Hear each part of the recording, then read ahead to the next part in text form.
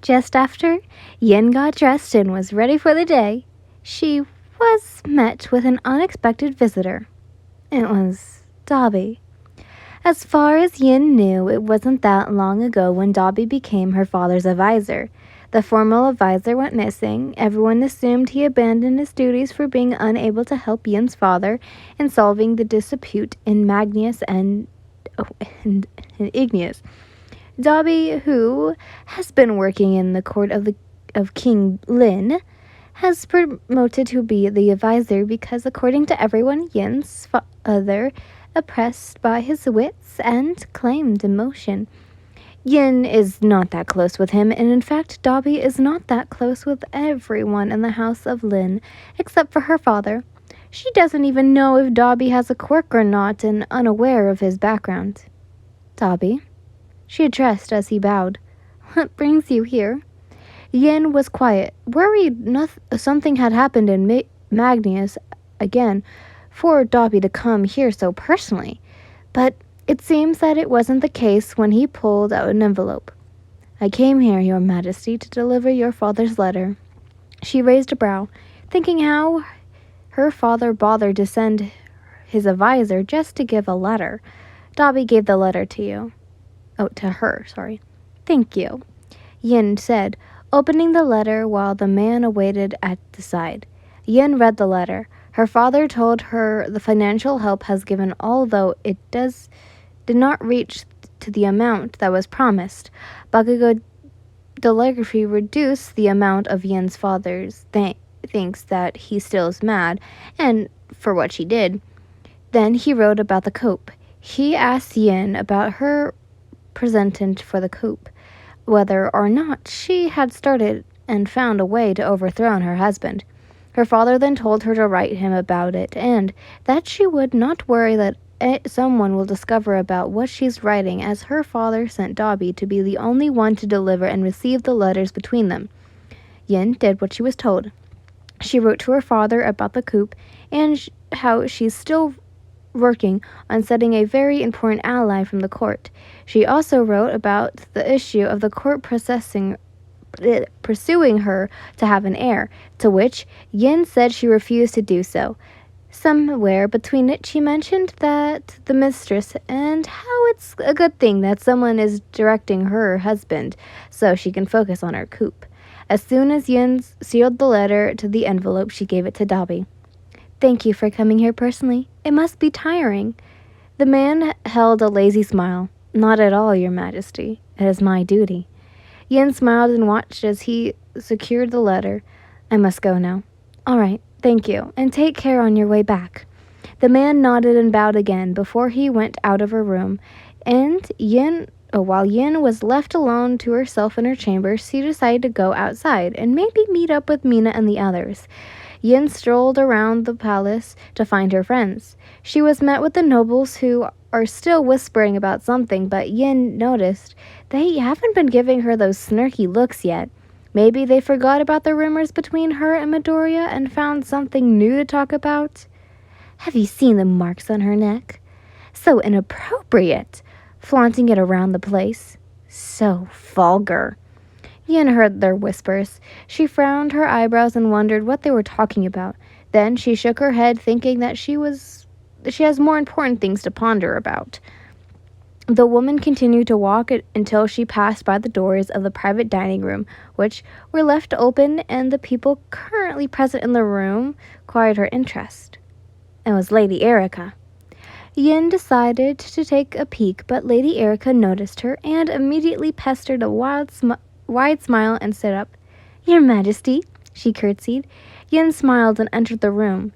She looked around to see that Lady Erica is all by herself. That wasn't the only thing that Yin noticed, because when shifting her gaze to the lady's figure, she saw purple marks littering her neck.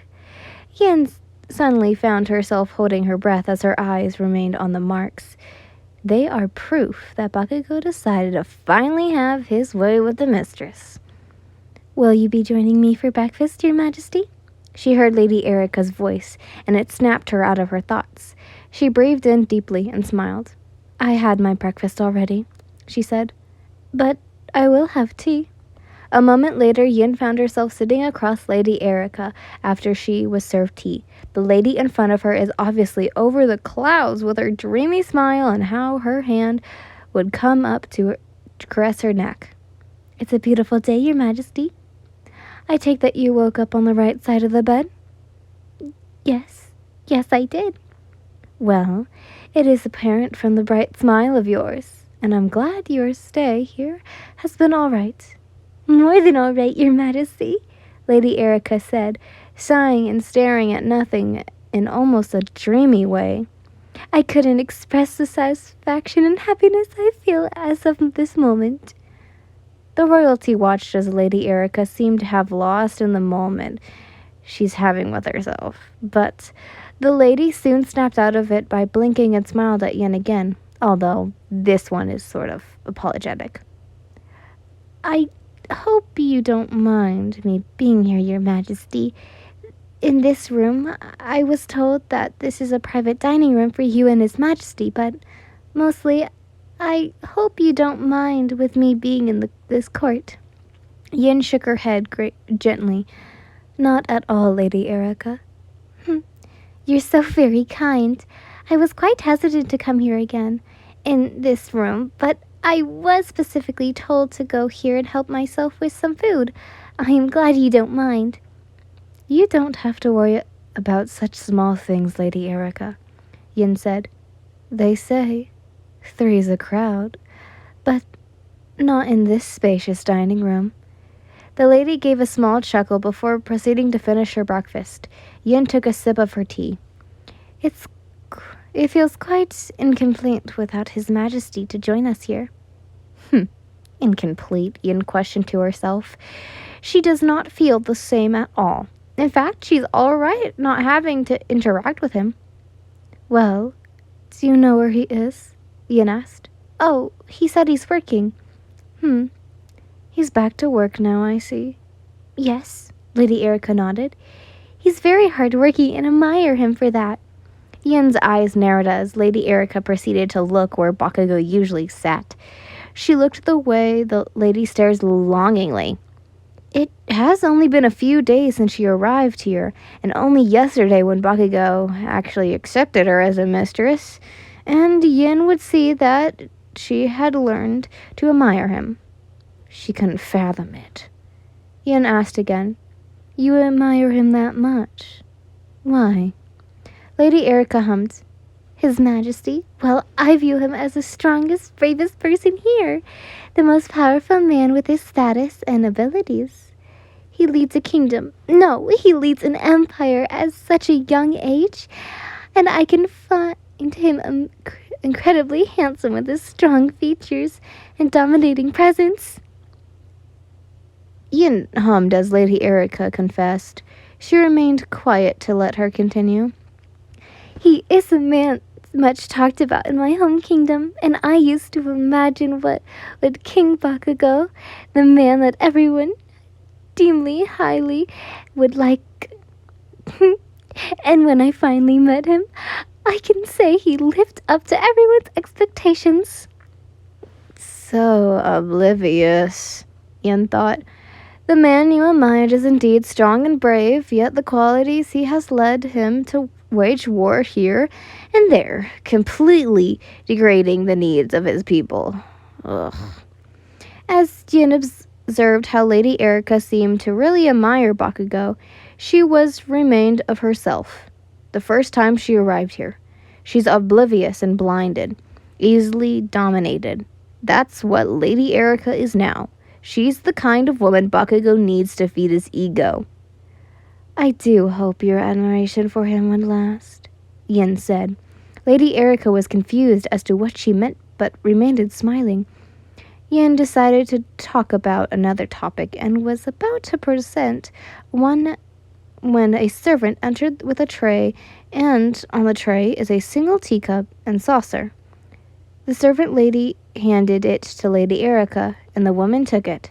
Then the servant went away. The smell of whatever kind of beverage Lady Erica was given wafted into Yin's nose. It was quite a significant scent, to which Yin couldn't place. It smells like tea, but at the same time, different. After Lady Erica drank it, she glistened and shook her head. Yin can only assume it must not taste that great. What are you drinking, Lady Erica? Is it tea? She asked. Oh no, it's not tea. It's a concoction, Your Majesty. Are you ill?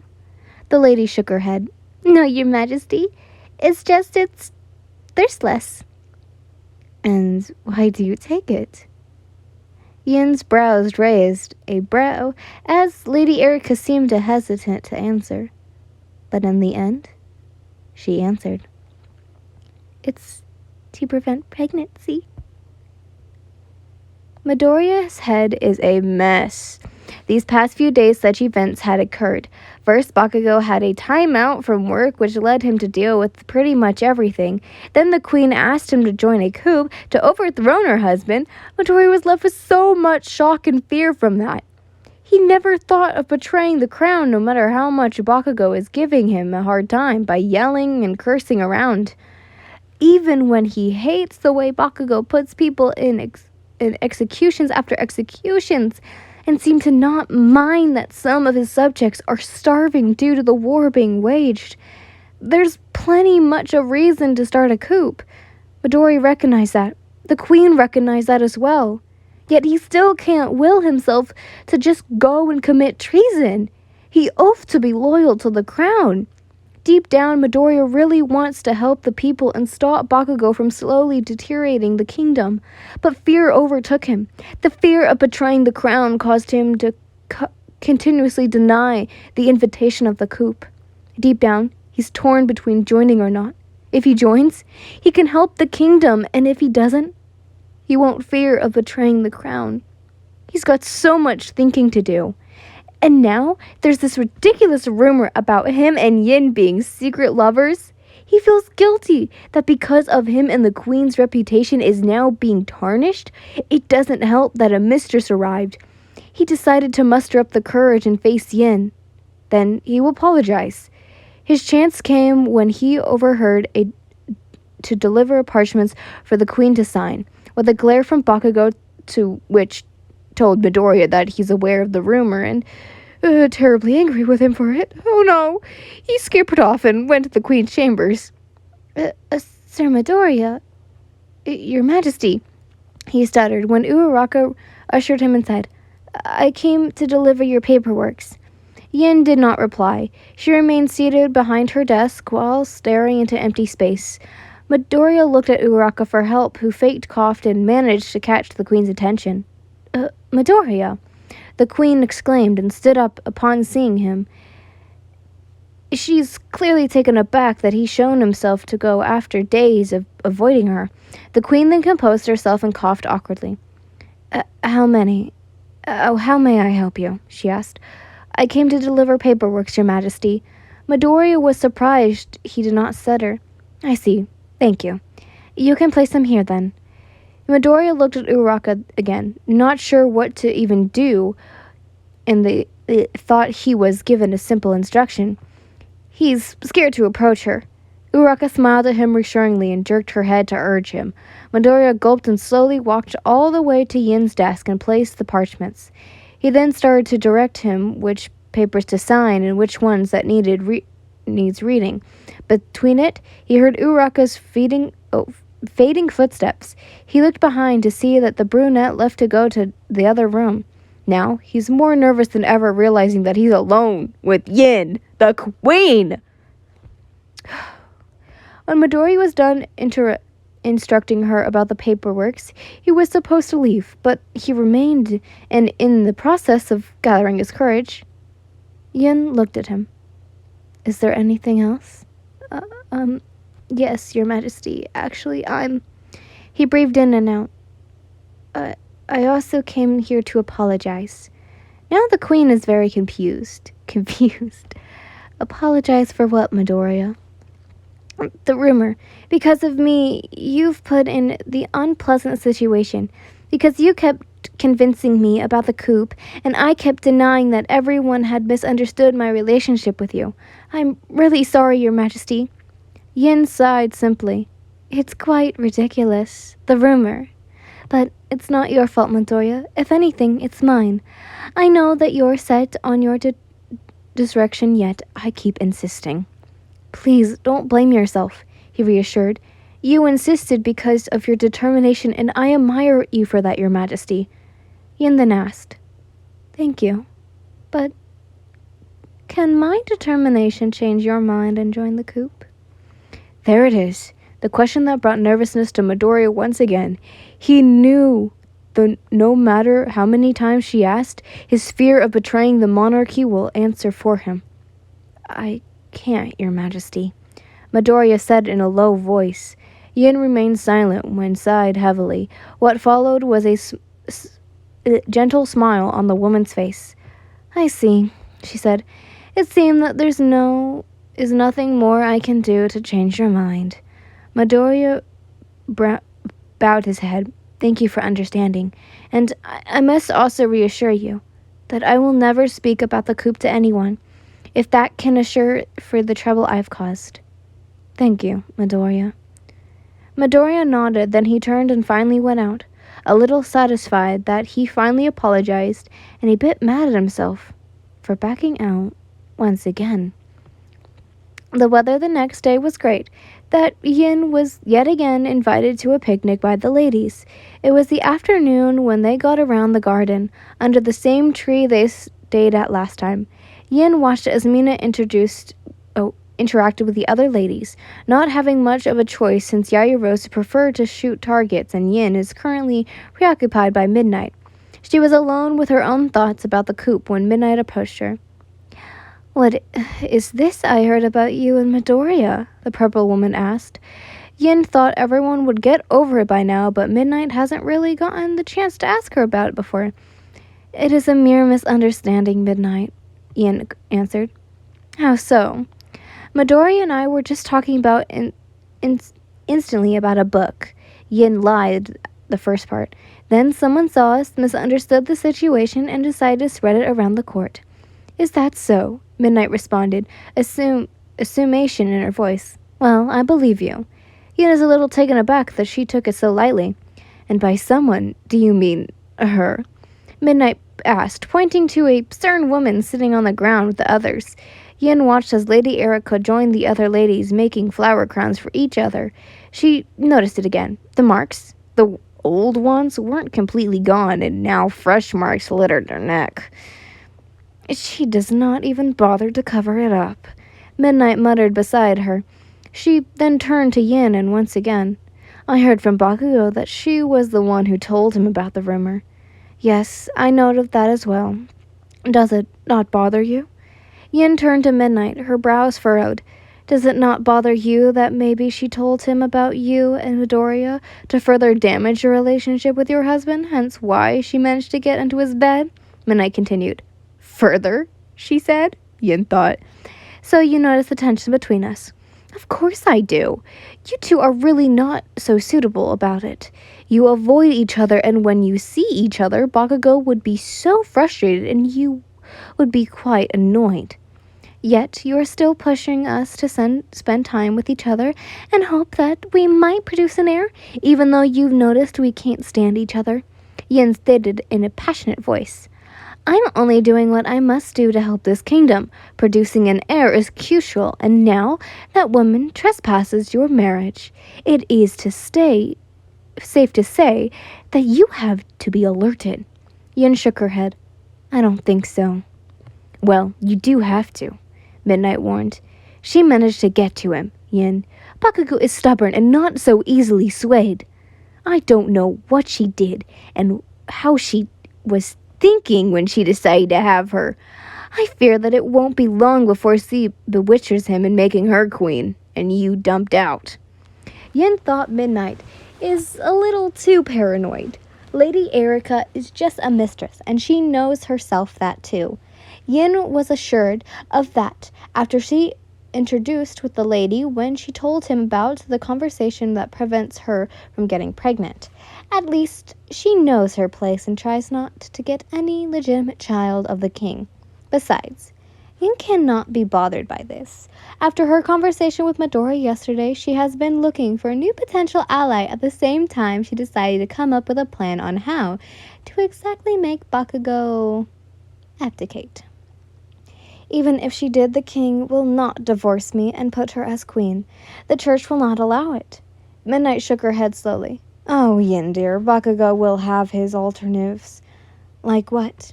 Well, he could disobey or break it up with the church. And maybe. The way Midnight's voice trailed off made Yin uneasy. Maybe what? He'll simply get rid of you.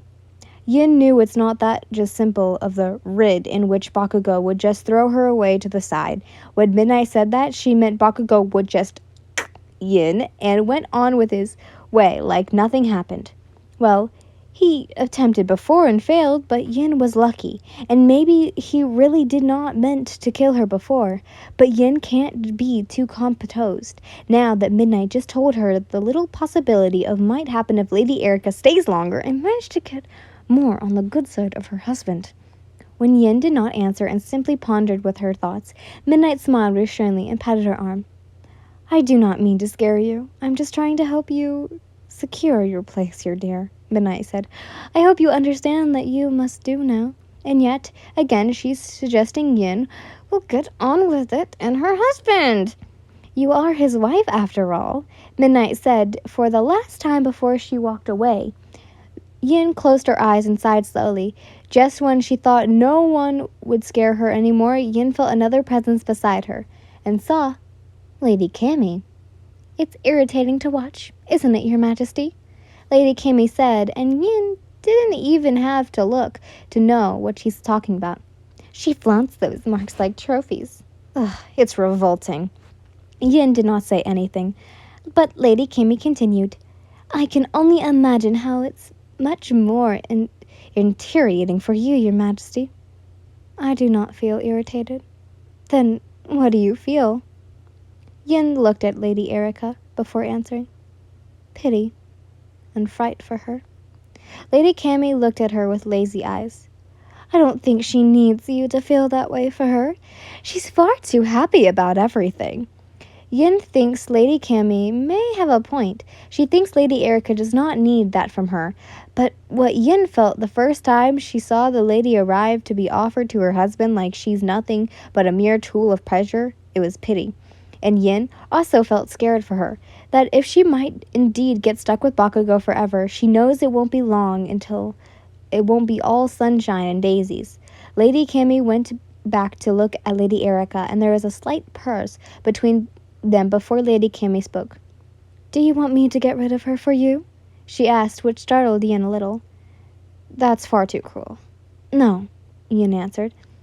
Lady Cammy looked disappointed. Oh well, she chirped before walking away. Yin is left alone to herself again. With Midnight's warning and Lady Cammy's startling offer, Yin decided she had too much to think about. She had excused herself, bid goodbye to Mina, and went to retire to her chambers.